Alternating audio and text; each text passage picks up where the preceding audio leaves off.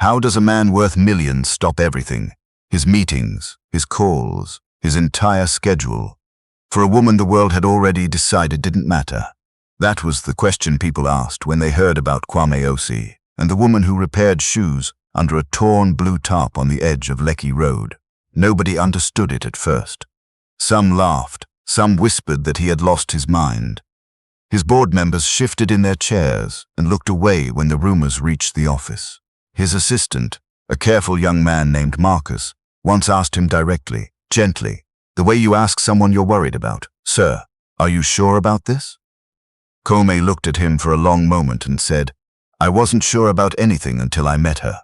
This is how it happened. It was a Tuesday in late October when Kwame left the Osei Group headquarters early. He had a meeting in Victoria Island that ran short, and instead of sitting in traffic on the main expressway, his driver took the back road along Lekki. The afternoon was heavy with heat. Street sellers moved between the stopped cars. Generators hummed behind compound walls. It was an ordinary Lagos afternoon, the kind that looks the same every day and is forgotten by the time you sit down for dinner. Kwame was reading something on his phone when he heard it. Not loud, just a short, sharp sound, a thud against the front left side of the car, and then his driver hit the brakes hard. "Sir, stop! Stop the car!" He was already opening the door before the vehicle fully halted. She was on the ground beside her small wooden stool, her tools scattered around her, a can of shoe polish rolling slowly toward the road. Her name was Blessing Obiora. She was 26 years old, and she had been sitting in that same spot on the roadside every day for the past 2 years, repairing the shoes of workers, market women, and drivers who couldn't afford new ones. She had been born with a condition that left her left leg shorter than the right. She used a worn metal crutch to move between her stool and the small crate where she kept her supplies. When Kwame's driver turned the corner too close to the curb, the side mirror caught her crutch and knocked her sideways. She was not crying when Kwame reached her. That was the first thing he noticed. She was on the ground with her palm scraped open and her tools everywhere, and she was not crying. She was looking at the mess around her with an expression that was more tired than anything else. The look of someone who has had worse days than this and kept going anyway. "Are you hurt?" Kwame asked, crouching down. She looked up at him. She took in the pressed suit, the watch, the car. Then she looked back at her scattered awls and needles and the tin of wax that had cracked open on the asphalt. "I'm fine," she said. Her voice was even. "Just help me with the tin." He picked up the tin. He picked up everything, handing each tool to her one by one, while she sat on the ground checking each one carefully, the way a person checks something they cannot afford to replace. His driver stood by the car, unsure what to do. People on the road had slowed down to look. Kwame did not seem to notice any of them. "You need to go to a hospital," he said. Her palm was still bleeding. "I need to finish Mr. Afolabi's shoes," she said. "He comes to pick them up at 4. Kwame sat back on his heels and looked at her. "What is your name?" she told him. "Blessing Obiora, from Nnewi, living in Mushin with her mother and younger brother, repairing shoes since she was 19 because the job didn't require her to stand all day and because she was good at it. Better than good, actually. People came from 3 streets away because Blessing's repairs lasted twice as long as anyone else's. He drove her to the hospital himself. She argued the entire way.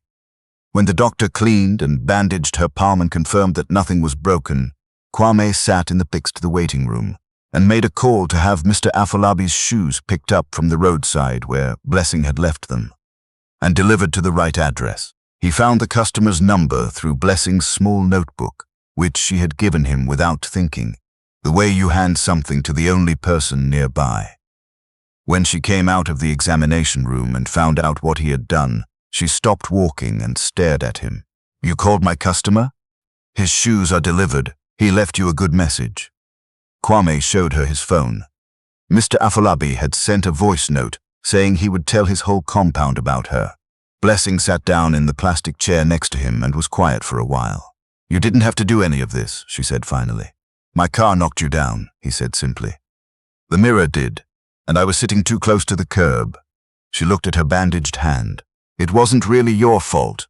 That's not the kind of thing you say to the person sitting next to you in a hospital waiting room." She looked at him sideways. For the first time, something close to a smile crossed her face. He paid the hospital bill before she could ask what it came to. She found out at the front desk and came back to find him waiting with her crutch and her bag. "I'm going to pay you back," she said. "You don't have to." "I'm going to." He drove her home. She gave directions in the same even voice she used for everything. "Turn here. Go slow over that part. The gate is the orange one." When they reached Mushin, he got out to help her to the door, and her mother opened it before they knocked. Mama Obiora was a small woman with a wide face and quick eyes. She looked at Kwame the way mothers look at strangers who show up at the door with their daughters, carefully, completely, missing nothing. "This is Mr. Kwame," Blessing said. "His car knocked me. He took me to the hospital." "Knocked you," Mama Obiora repeated. "The mirror. I'm fine, Mama." "My hand." She held up the bandage. "I'm fine."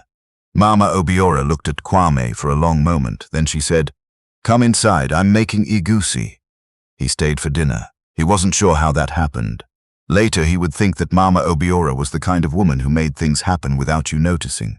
He sat in a small parlor with a ceiling fan that clicked on every rotation, and Blessing's younger brother, Chidi, 17, studying for exams, suspicious of everything, sat across from him and asked questions with the directness of someone who has decided there is no point pretending to be polite.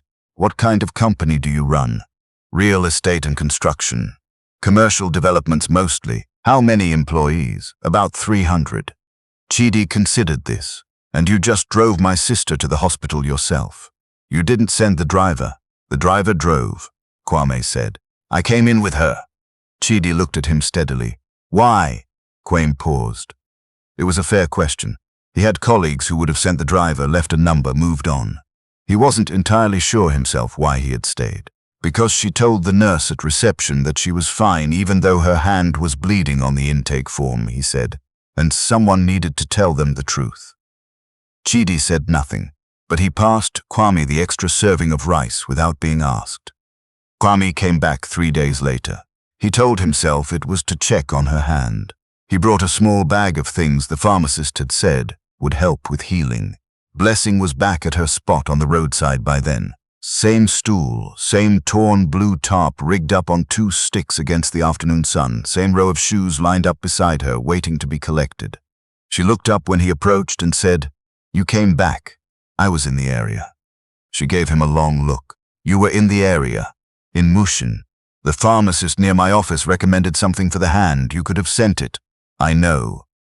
She looked at him for another moment, then moved her small bag off the crate beside her. "Sit down then, don't stand there blocking people." He sat. He watched her work. She had a pair of worn Oxford brogues open on her knee, the sole separated at the toe, and she was working a thick, curved needle through the leather with a concentration that made conversation seem like an interruption. Her hands moved the way hands move when a person has done something so many times that the body knows it before the mind does. He asked, after a while. She glanced up briefly. "Footwear design. 2 years at a polytechnic in Aba." A pause. "Didn't finish. Why not?" She kept her eyes on the shoe. Money ran out in the 2nd year, and Chidi was starting secondary school, and Mama's blood pressure. She said it the way you list things that are simply facts, not complaints. "I came back to Lagos. This was something I could do." "But you wanted to design shoes." She was quiet for a moment. "I still do." She said it softly. Not sad exactly, more like something she kept in a place she didn't open very often. Kwame came back the following week, and the week after that. He started bringing lunch. Not anything elaborate, just food from the buka down the street that he had learned she liked. And they would eat together on the crate while she worked. And he asked questions and she answered them in her direct, unadorned way. People on the street noticed. Of course they did. A man in a car that cost more than most of them made in 5 years, sitting on a wooden crate beside a woman with a crutch, eating rice in the afternoon heat. They talked. Comments were made. One woman who ran a fabric stall nearby told Mama Obiora directly that the man was clearly planning something, that men like that didn't come to Mushin for honest reasons. Mama Obiora thanked her for the information and said nothing. But she watched. She watched the way he listened to Blessing, Not performing listening, not waiting for his turn to speak, but actually following everything she said and remembering it the next time. She watched the way he spoke to Chidi, seriously, as if the boy's opinions mattered. She watched the way he never once looked at the crutch, the way people looked at it, the quick glance, the conscious correction, the careful avoidance. He just didn't look at it at all. One evening, when Blessing was inside washing up, Mama Obiora sat down across from Kwame and said, "What is it you want from her?" He met her eyes. "I want to know her better. She has had a harder life than most people see," Mama Obiora said. "People like you come sometimes with good intentions and go when it gets complicated." "I understand that," he said. "Do you?" He was quiet for a moment. "My mother raised 3 children in one room in Kumasi, while my father was working in Accra and sending money that didn't always arrive. I know what it means to watch someone work very hard for very little. I didn't come here to complicate anything." Mama Obiora looked at him for a long time. Then she stood up and said she was making tea. At the office, things were less quiet. Kwame had told no one directly. But the way information moves in a company of 300 people is its own kind of physics. His operations manager, a sharp woman named Sandra, mentioned during a Monday meeting that she had heard he was spending time in Mushin. The way she said it, careful, neutral, made clear she was asking without asking. "I am," he said. "Okay," Sandra said, and moved on. But 2 of his board members called separately that week. The conversations were almost identical. One used the phrase, "at this stage of the company's growth." The other said, "public perception." Both said it in the voice people use when they are telling you something they have decided is for your own good. Kwame listened to both of them fully. Then he said, in both calls, "Thank you," and hung up. He didn't stop going to Mushin. What changed things? What moved everything from the careful middle ground where they had been meeting for 2 months? Was a Wednesday in January when Kwame arrived at the roadside and found Blessing's spot empty. The stool was there. The tarp was there. But she wasn't. A woman from a nearby stall told him she had gone home sick. He drove to the house. Mama Obiora opened the door, and for the first time her face was not composed. It was simply worried. "She fell this morning," Mama Obiora said, "getting off the bus. She's inside." Blessing was on the narrow bed in the room she shared with Chidi's things, his textbooks, his school uniform on a hanger on the back of the door. She had her eyes closed but opened them when she heard him come in. She looked embarrassed before she looked anything else. "I'm fine," she said. "Automatic." "You fell," he said. "The bus steps are too high and someone pushed from behind." She looked at the ceiling. "I just need to rest." Kwame sat in the plastic chair beside the bed. He didn't say anything for a while. "I want to help you," he said finally. "Not the way people say that and mean something small. I want to actually help you. Your designs, the shoes, the ones you told me about." Blessing turned her head to look at him. "There's a workshop space in the development we're finishing in Yaba," he said. "Small, ground floor, proper ventilation, accessible, good light. I want to offer it to you, rent-free for the first year. Enough time for you to set up properly, finish your certification online, build a small line." She was quiet. "I don't want your money," she said. Her voice was steady. "I know you don't. I'm not offering money. I'm offering a space. Something you would have earned by now if circumstances had been different. And what do you want in return?" He looked at her directly. "Nothing, except maybe to come by sometimes and see what you're building." "That's not nothing," she said quietly. "No," he said. "It isn't." The silence between them was the kind that has weight. Not uncomfortable. Just real. "I need to think," she said. "Take whatever time you need." She thought for 2 weeks. She talked to Mama Obiora, who listened, and then asked one question. "Does he make you feel small?" Blessing had to think about that. Then she said, "No. He's one of the only people who doesn't." Mama Obiora nodded and said nothing else. She talked to Chidi, who said with the certainty of a 17-year-old, "Take the space, Blessing, and if he tries anything stupid, I'll handle it." She laughed for the first time in days. She said yes on a Thursday morning. Kwame was at a site meeting in Ikoyi when she called. He excused himself and took the call in the corridor. "I'll take the space," she said, "but I want a formal agreement, written, terms clear, of course, and I want to pay something. Not much, but something. I don't want it to be charity. We can work that out. And I'll pay you back the hospital bill, Blessing. That's not negotiable. He was quiet. Then, okay. The workshop took 6 weeks to finish. Kwame had the entry ramp installed before anything else. He had simply ordered it without discussion, without making it a topic, without asking her whether she wanted it. It was just there when she came to see the space for the first time. She stood in the doorway, looking at it for a moment, then looked at him. He was watching her face. He looked almost nervous.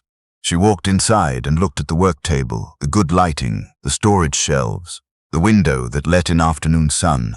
She stood in the center of the room and was very still. "You built this," she said. "The contractor built it. You know what I mean." He was quiet. "Thank you," she said, just that. But the way she said it, without the automatic deflection, without the usual armor, was something different. She opened the workshop on a Saturday in March. Mama Obiora came. Chidi came, wearing his school shirt because he said it was a special occasion. Sandra from Kwame's office came because Kwame had mentioned it, and she was quietly curious about this woman she had heard so much about. Mr. Afalabi came.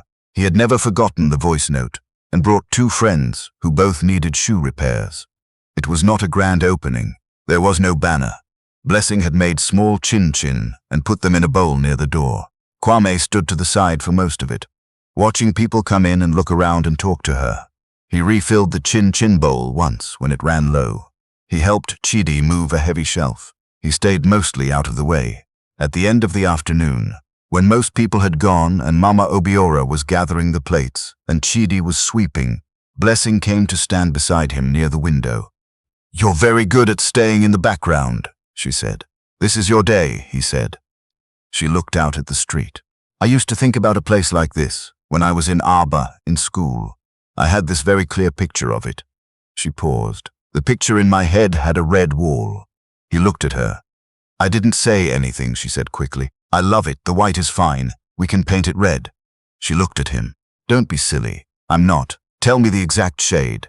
She laughed, a real laugh, the one he had heard more often now, the one that started quietly and then caught. "Kwame, tell me the shade." She shook her head, still smiling. "It's fine the way it is." But 2 weeks later, when she came in on a Monday morning, the wall was red, exactly the shade she would have chosen. She stood in the doorway for a long time. She called him. He picked up on the second ring. "You painted it," she said. "The contractor painted it."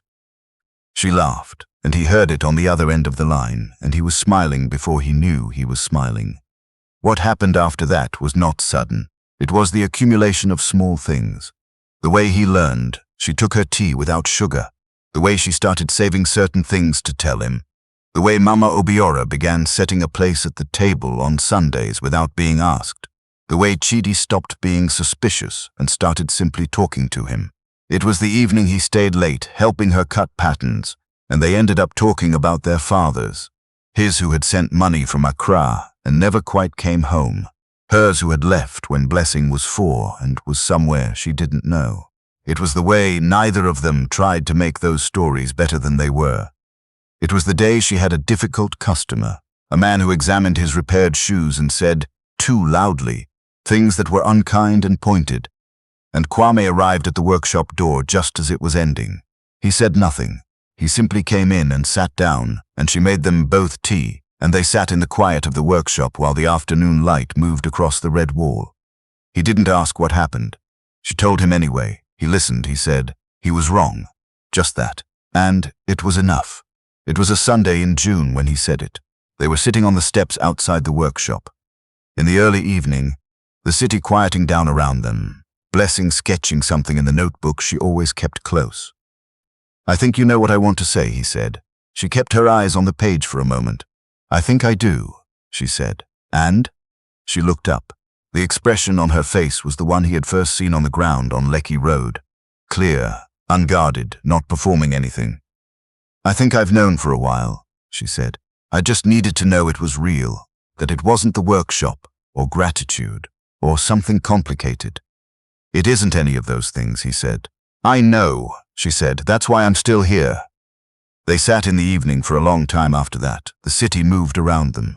Inside the workshop, the red wall caught the last of the light. Mama Obiora, who had been watching from the upstairs window of the building next door, where she was visiting a friend, came downstairs and walked past them on the steps with the careful dignity of a woman who has seen exactly what she hoped to see and intends to say nothing about it.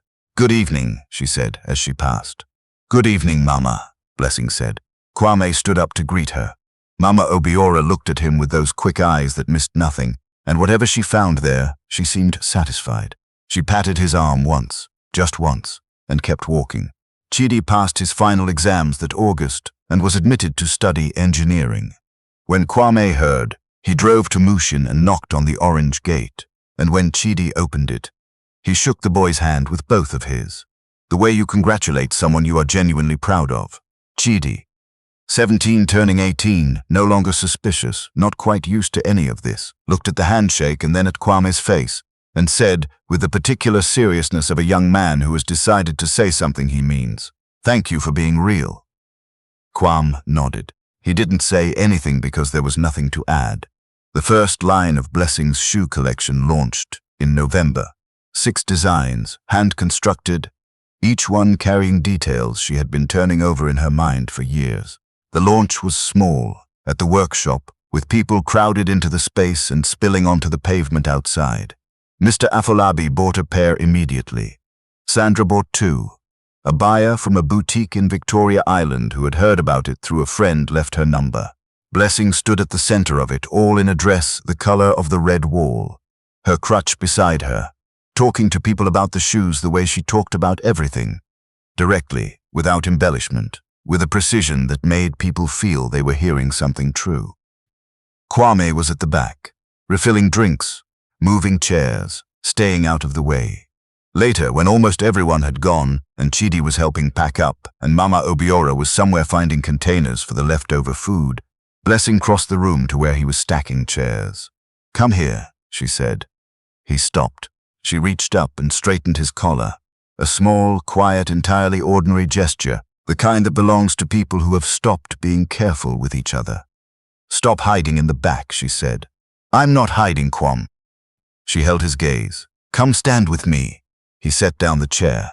He walked with her to the front of the room, and they stood together near the display of shoes, while the last few people said their goodbyes, and Mama Obiora found them from across the room, and looked at them standing there and turned away quickly, but not quickly enough to hide that she was smiling. Some things don't announce themselves. They arrive quietly, in the accumulation of ordinary Tuesdays, and shared meals and conversations that go longer than expected. They arrive in the particular way a person hands you something they can't afford to lose, trusting you to hand it back. They arrive on roadside curbs and in hospital waiting rooms and in workshops with red walls, while the city goes on around you being exactly what it is. The world had already decided that Blessing Obiora did not matter much. She was easy to look past. The woman on the crutch, the roadside cobbler, the one who fell when the bus steps were too high. Kwame Osei had stopped his car and crouched down on the asphalt and handed her back her tools one by one. And in doing that, without knowing it, he had handed her everything else too. Not because she needed saving. She had never needed that. But because every person deserves someone who sees them, fully clearly, without looking away, and stays.